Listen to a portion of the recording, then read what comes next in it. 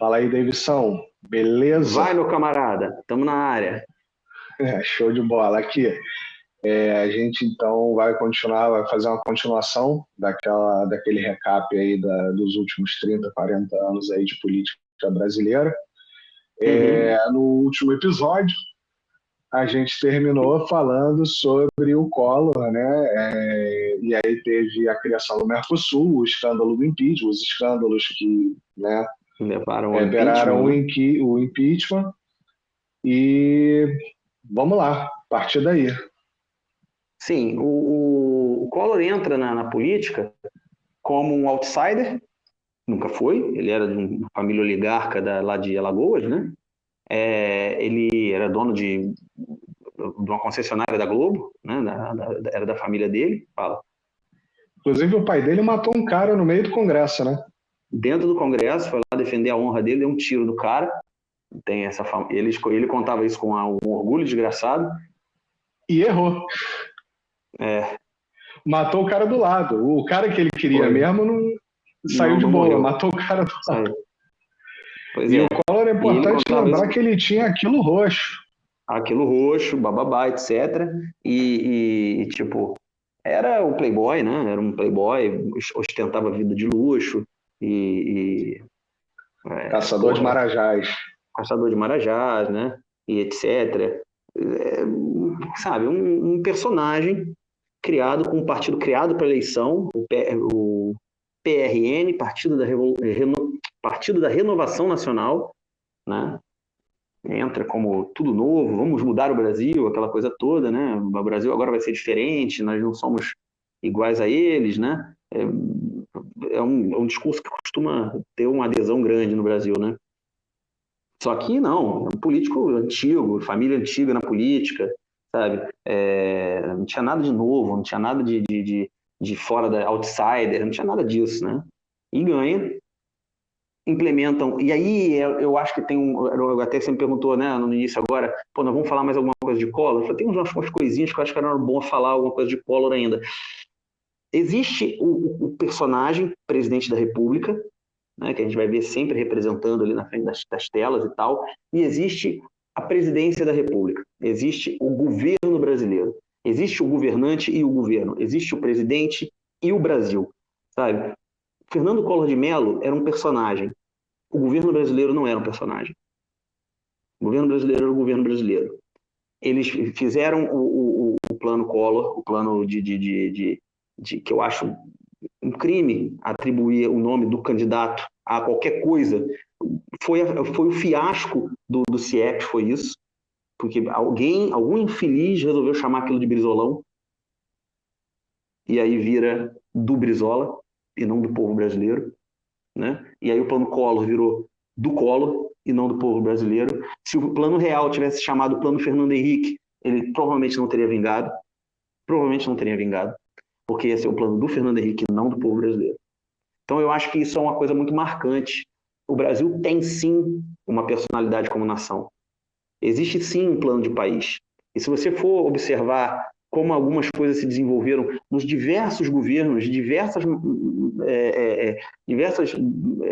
mentalidades e ideologias diferentes que passaram por esse país nesses últimos 30, 40 anos, você vai ver que certas coisas aconteceram apesar dos pesares, apesar do Brasil, essas coisas aconteceram. Porque existe gente lá que está lá para fazer acontecer. Existe. Que é isso? Existe.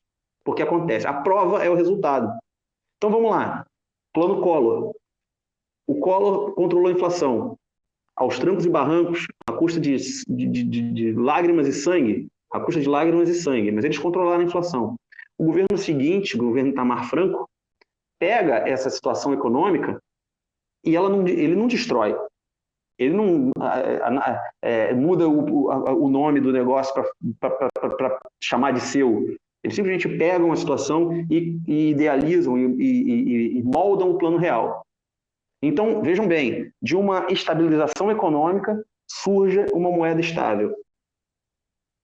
Isso aí, gente, é plano de governo. Isso aí é plano de país. Acontecendo. Inclusive, muita gente que não lembra dessa época, os meus pais eles trabalhavam em banco, então eu tinha não é que eu tinha mais informação, mas eu ouvia mais coisa dentro de casa, né? É, ou pelo menos assim, os meus pais tinham uma percepção um pouco mais interna do que estava acontecendo, né? E você, nesse momento ali do cruzado, né, onde a gente estava, até o real, até o plano real, não foi um estalar de dedo. O plano real, muita gente tem a percepção, acredita que um belo dia mudaram o nome da moeda, virou real, imprimiram notas novas e a coisa ficou Não, maravilhosa, né? não, Não não. foi Não, isso. não. Você teve anos da ZUFIR, né, que era a Unidade Federal, Unidade real de valor. Unidade Real de Valor. Não, essa era o RF. Você tinha o FIR O também. RF. O Tinha, FIR era tinha, outra, é verdade. A UFIR era era. unidade, enfim, eu não vou lembrar agora. E essas unidades era isso. Você tinha um dinheiro, você tinha o dinheiro externo, você tinha as commodities, e isso ia ali se tunando até o momento que eles falaram, agora dá. Começa a ficar. Esse papo está ficando um pouco parecido com certas coisas que estão acontecendo na atualidade. Percebe? É, depois a gente chega lá. A gente entra A gente vai chegar lá. A Não, gente mas, ô, chega Davidson, lá, a gente olha chega só, lá. muita coisa, isso aí também, o euro, ele vem mais ou menos assim também, É tá? lógico, você tem que Ele criar um. nasce, ele nasce em cima do marco, né? Porque o euro e o marco alemão é 1 para 1, e toda a Uhum, Europa periférica à Alemanha, você tem mudança de valor, uhum, né? uhum. Inclusive, uma coisa, isso aí, eu gostaria muito de ouvir isso de um economista, mas uma coisa que eu tenho uma impressão, por exemplo, com o que eu vivi e que foi exatamente com o que as pessoas aqui da Itália viveram e da França, onde eu também morei, é que no momento da conversão da lira para o euro, você tem uma inflação de 100%, entendeu? Eu ouvi falar Um isso. euro, um euro custava 2.000 liras. Um café custava 1.000 liras, ou seja, 50 Uhum, centavos. No momento da transição, o café custava 1.000 liras ou 1 euro. E depois ele passou a custar 1 euro. E isso aconteceu no Brasil também. é, O verdade. mesmo fenômeno aconteceu no Brasil. Um pão que custava, sei lá, vou chutar aqui, 2.000 cruzeiros reais, né? Que depois ele corta por 2.200. Então vamos brincar, vamos fingir que era 2.600, eu 2.000, acho. 2.600, uma coisa Eu assim. acho que era uma treta Vamos dessa. brincar que era 2.000, né? Para ficar mais fácil. Um pão que Uhum, custava 2.000, depois não passou a custar um real, ele passou a custar R$ 2. Não é? uhum. Era diferente o valor, mas a Sim, sim, ideia sim, é sim, essa. sim. Então Não, você não, não, tem isso aí rolou assim. imediatamente uma ingestão de inflação que depois dilui ao tempo com. Que inclusive cria um colchão ali para Uhum, que os meios de produção absorvam prejuízo, etc. e tal. Né? Imagino que uhum. o ideal é isso mesmo que você falou, é ter um economista para falar sobre isso, seria muito bom. Mas vamos lá, o que acontece? Você tem uma, um plano de país acontecendo. Nesse momento você observa isso. Você tem um plano de país acontecendo. Você tem a estabilização econômica, o governo seguinte se encarrega de criar uma moeda estável. Quando se cria essa moeda estável, você vai passar para uma outra etapa, que é o saneamento da máquina. Né? Então é quando começa os planos de privatização. Né? O Itamar Franco ele cria o Plano Real, eles criam o governo praticamente é um governo não tem não tem muita novidade no governo Itamar Franco, né? Não tem muita coisa acontecendo para o público. É um governo muito de bastidor, né? Chamavam o Itamar Franco de molenga, lembra que o Cacete do Planeta sacaneava ele, que ele ficava tomando conta da tartaruga, a tartaruga fugia, né? Tinha essas brincadeiras, né? Mas porque era um governo de Até porque ele era bastidor, não era um mineiro, governo né? Então dizia que era mineiro, que o mineiro come quieto, né? Tava ali come comendo pão de quieto, queijo e tal. exatamente e tal, mas na verdade era um governo de bastidor, era um governo que não estava sendo, não era um governo que estava sendo feito para o público. O Itamar Franco não Pera tinha aí. pretensão de se eleger. Não, eu tenho que discordar isso aí. Itamar Franco fazia escândalo de verdade. Quando Apareceu apareceu com lá a mulher sem menina sem calcinha, calcinha, isso aí, era escândalo raiz. raiz, isso aí. Mas é isso, entendeu? Então você tinha um governo assim meio parecia um governo de transição, sabe? Parecia um governo provisório, uma coisa assim, sabe? Porque termina o governo de Itamar Franco, o país está meio que apontado numa determinada direção e nessa direção ele vai, nessa direção ele segue, né? O Fernando Henrique termina de implementar o Plano Real é um sucesso estrondoso, né? As pessoas começam a ganhar poder aquisitivo. E aí o Fernando Henrique começa uma. E aí, se eu pulei alguma coisa do, do Itamar, pulei o Fusca, né?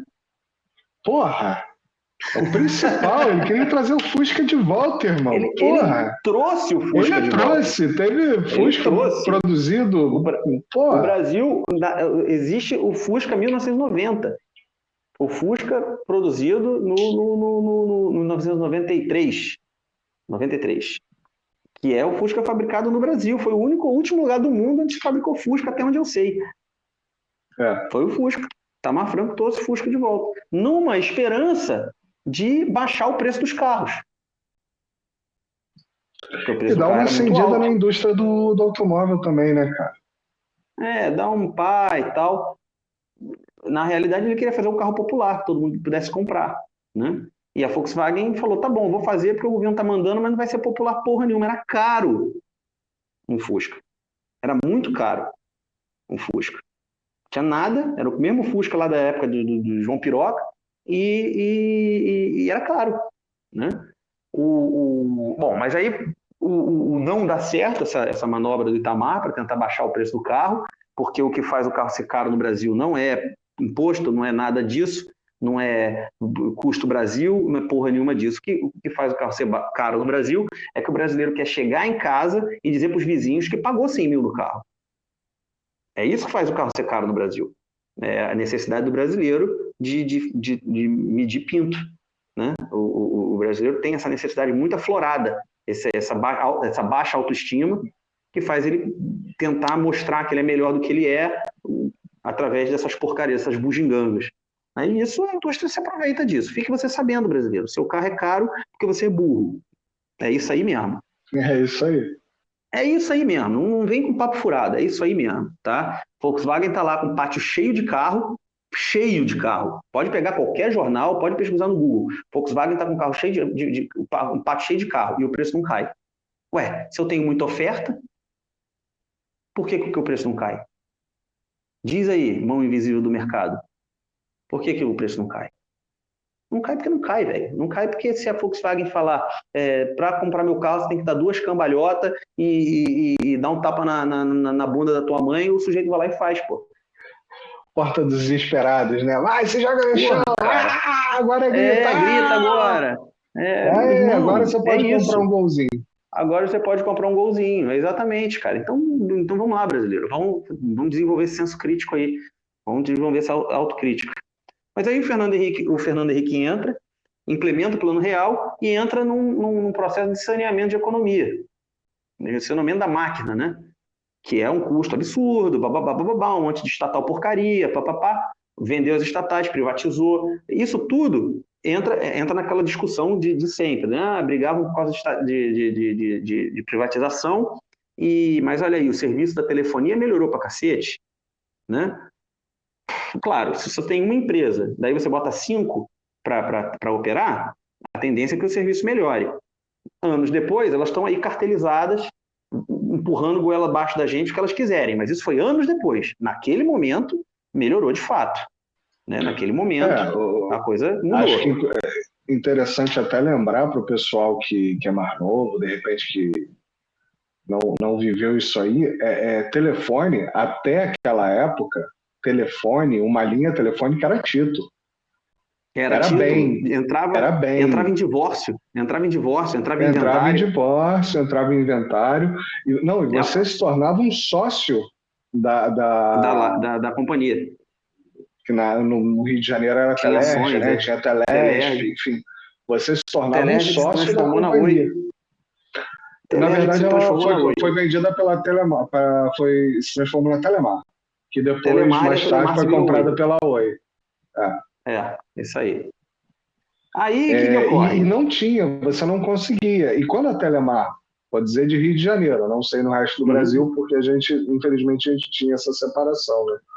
Quando a uhum. Telemar entra no mercado, ela dá um boom de linha telefônica que eu lembro, inclusive, que a minha mãe, a gente já tinha um telefone lá em casa, a minha mãe se inscreveu para comprar um segundo telefone para deixar para mim. É, Era porque tinha essa herança, mentalidade, né? era a Mal ela mentalidade da sabia, herança. é, Não, mal ela depois a gente sabia que até. aquilo ia morrer, né? Não, e a gente ficou anos com dois telefones em casa. é, é, um era de fato meu, né? Ele estava no Uhum. meu nome. E a gente ficou anos até o dia que a gente se tocou assim, cara, hoje você vai ali, você Acabou compra um isso. celular e ele vem com o telefone. E a gente cancelou Acabou. o segundo, Uhum. né? E Sim, atualmente já sim. estamos quase cancelando o primeiro. Eu aqui em casa, na Itália, eu não tenho telefone fixo, eu Eu só tenho também, na celular. minha casa aqui, na minha casa também só tenho celular, não tenho fixo mais. E é isso mesmo, não precisa. A real é que não precisa. Né? Mas, anyway, aí a gente entra na treta da privatização. Vale lembrar que um dos grandes pivôs no impeachment do Collor foi a esquerda brasileira da época, Lula e os demais, né? PCdoB, PT, PDT do Brizola, essa turma toda deu as mãos para derrubar o Collor, né? E derrubaram. Caiu o Collor, e isso é na minha opinião, é só uma demonstração de como a política brasileira funciona com as tripas, porque derrubar o Collor, por mais que o governo Collor fosse uma merda, e aí eu vou replicar esse pensamento agora para o governo Bolsonaro. Quem me conhece de longa data sabe que eu sempre fui crítico do Bolsonaro, nunca gostei do Bolsonaro, mas quando falavam em fazer impeachment do Bolsonaro, eu sempre respondia a mesma coisa: você come cocô? Nós acabamos de sair do impeachment, você já quer outro? Foi bom o primeiro impeachment? Como o Brasil ficou depois do primeiro impeachment? Nós já nos recuperamos do primeiro impeachment? Do primeiro não, do segundo, né? Não, eu estou falando do Collor mesmo. A Ah, gente tá. vem, Que eu estou ainda falando tem do um Collor segundo. mesmo. E depois vem o da Dilma. Sabe? A gente vem de impeachment em impeachment. A cada 10 anos vem uma cambada de filho da puta de fora e desestabiliza esse país, cara. É assim que funciona. A gente, cidadão, tem que dizer não. Eu não gosto dele. Ele é um vagabundo. Ele tem que ser preso. Mas ele vai ser preso depois que o governo acabar. Não, inclusive, se você lembrar, Davidson, o Lula, quando é eleito em 2002, né, e assume em 2003, é o primeiro presidente em desde o golpe de 64, ele é o primeiro presidente a receber a faixa da mão de um presidente Do eleito. presidente anterior. Exatamente. Porque, né, voltando ao vídeo anterior, o Tancredo Neves morre, o Sarney não foi eleito, ele passa para o Collor, foi eleito, sofre impeachment, o Itamar passa para o Fernando Henrique, o Itamar também não foi Não eleito, foi o eleito. Fernando Henrique fica 8 anos, e aí depois passa para o Ele Lula. entrega pro, E o pro, pro Lula Lula. passa para a Dilma, e a Dilma já não passa para o Bolsonaro. E o Não passa Bolsonaro pro, faltou na é, entrega para o Lula de na novo. entrega para a faixa. Pois é, cara, a nossa política, a gente tem que ter divisão nisso, a gente tem que ter separação nisso, sabe? Não é porque eu não gosto do cara que eu vou jogar o país na ruína, eu vou tocar fogo no país, porque eu não gosto do cara. Não, cara, não pode ser assim. O impeachment é traumático, é uma guerra. Você começa um impeachment, você destrói o país. Olha o que aconteceu com a gente. O impeachment do É Collor uma teve divisão repercussão. social, é uma divisão Uhum. social, uma divisão política, é uma ruptura, né? Sim, E sim. tudo isso abre espaço para quem quer chupar o sangue, né, irmão? É lógico, cara, é lógico. É onde entra onde entram os agentes, sabe? O organismo, ele é invadido por corpos estranhos quando o seu sistema imunológico está baixo. Quando o seu sistema imunológico cai, é que vão vir as infecções oportunistas e vão te matar. Pô, a gente não pode deixar o nosso sistema imunológico cair. Vagabundo se aproveita disso. Tá entendendo? Vagabundo se aproveita disso. A Dilma, eu gostava do governo da Dilma? Não, eu achava que ela estava fazendo um monte de cagada. Mas ela foi eleita. Deixa essa infeliz terminar o mandato dela e vota em outro. Tá entendendo? Você tirar a Dilma, o impeachment da Dilma, deu munição para o PT criar todo um argumento em volta de o governo da Dilma foi sabotado. Diluiu-se as cagadas que o PT fez. Sabe? Aquele cara que votou no PT e estava na dúvida, ele foi seduzido por essa ideia do não, cara, mas sabotaram o governo Dilma. E uma coisa interessante que a gente estava conversando exatamente sobre essa questão do mercado, né? Independente de hiperinflação, qualquer coisa, a estabilidade ela é interessante. Claro. Né? Não é interessante você manter um país refém de uma hiperinflação em prol do mercado, mas você chegar e dar uma mudança muito radical é muito complicado. Acontece o que aconteceu, né? Mas acontece o que aconteceu porque aquilo foi deixado por anos e anos e anos até o momento que não tem chance de fazer nada diferente que uma ruptura muito, né, traumática para o país. Mas é interessante qualquer tipo de estabilidade, né? A econômica e também a política. Isso, né? É claro, é claro. É previsibilidade, é o que a gente estava falando lá atrás. O que o mercado gosta? O mercado gosta das coisas previsíveis, cara. Eu sei que amanhã vai ser assim. O mercado não gosta de saber que amanhã o presidente pode ser outro, cara. O mercado não gosta disso. Lugar nenhum do mundo o mercado gosta disso. Né? As pessoas são tão preocupadas com o mercado e apoiam o impeachment, sabe? Isso é o duplo pensamento, cara. Vamos ler 1984 aí, porque tá pegando pro bordo de vocês. Tá entendendo? Mas aí vamos terminar, vamos tentar resumir a coisa aqui, porque já tá, né, já estamos na prorrogação. O Fernando Henrique começa as privatizações e em 2001 surge uma ideia no mundo de um economista americano, inclusive, que é o estalo, cara. E é aí que você vai ver que existe sim um plano de Brasil. Existe sim um plano de governo, um plano de nação nesse país. Ele é maluco, ele é atravancado, ninguém se entende, as pessoas se atropelam, mas existe. Ele está em andamento, cara. Ele está em andamento. Tem o encravado, o dedo podre, mas vai. Porra, tá todo lascado, mas ele vai. Eu gostaria de saber quem é o herói que está por trás disso, cara. Eu gostaria de saber, porque esse sujeito ou esse grupo são heróis, cara. Porque o país está andando. Trancos e barrancos. Cai, sobe, cai, levanta, mas está andando. Em 2001 aparece um americano e fala assim, olha só, tem 5 países no mundo que vão formar a nova ordem mundial. Eu não sei se ele cita os 5, acho que na época ele cita só os 4, né? Que é Brasil, Índia, Rússia e China. Eu não sei se ele chega a citar a África do Sul naquele. Eu acho que não. Eu acho que ele cita só os 4.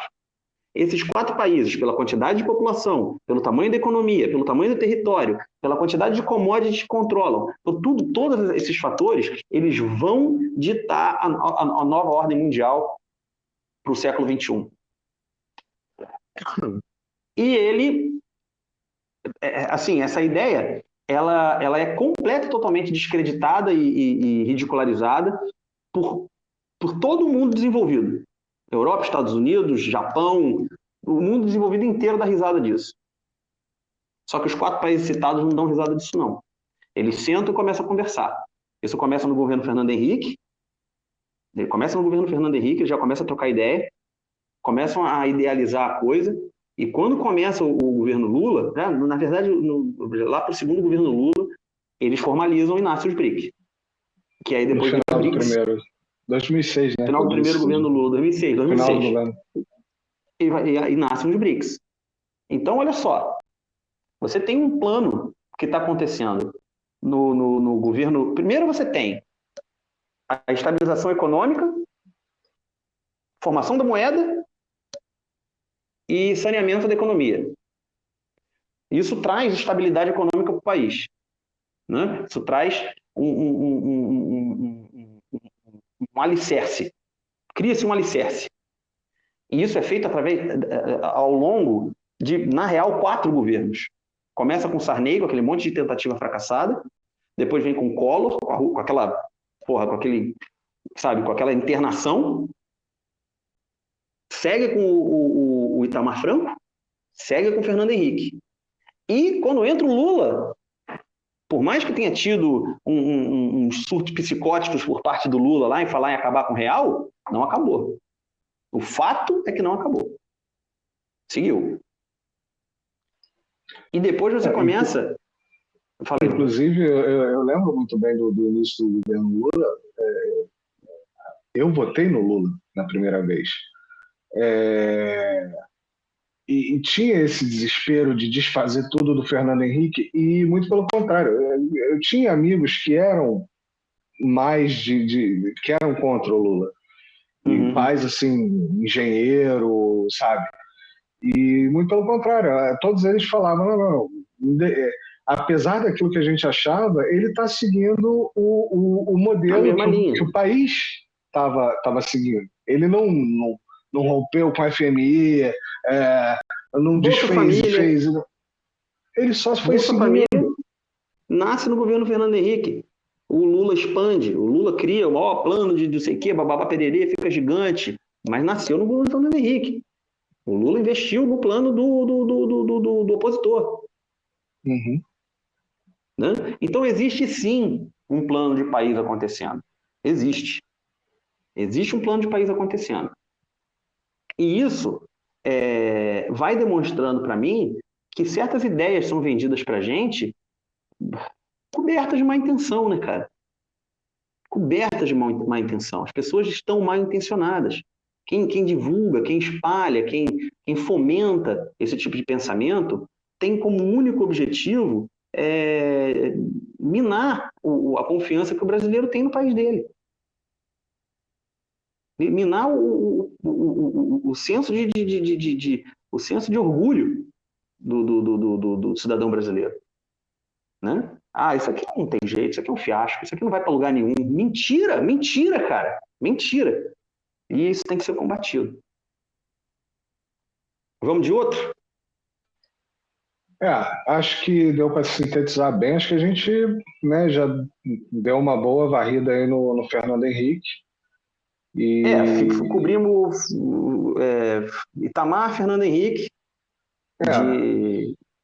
de modo... E aí a gente já deixa o gancho aqui para começar a era de Romários, né? Os anos de PT. É verdade. Então,